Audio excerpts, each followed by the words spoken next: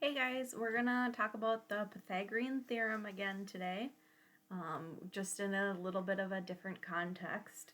So yesterday we had all nice whole numbers, but most of the time with Pythagorean Theorem, we end up with decimals.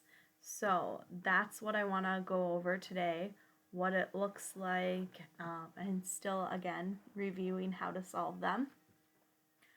So it always starts with a right triangle and two legs. So we'll do 5 and 8. And if you remember our Pythagorean theorem, it's leg squared plus leg squared equals hypotenuse squared. And the legs are always the two around that 90 degrees. The hypotenuse is always across from it. So let's start by writing our setup.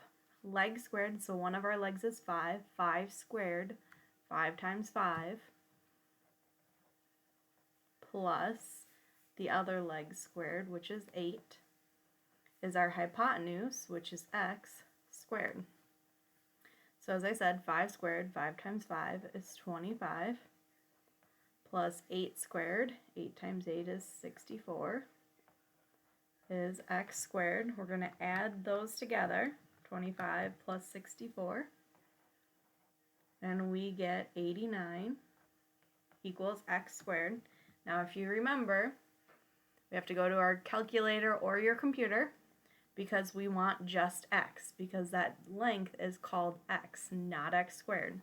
So we need to get rid of that squared by square rooting both sides. So now we're going to do second x squared key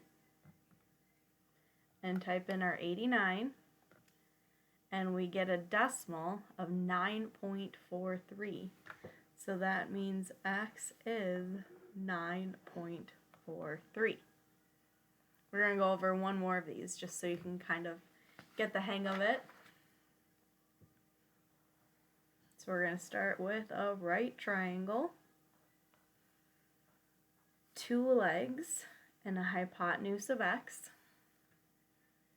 We're going to take leg squared plus leg squared equals hypotenuse squared.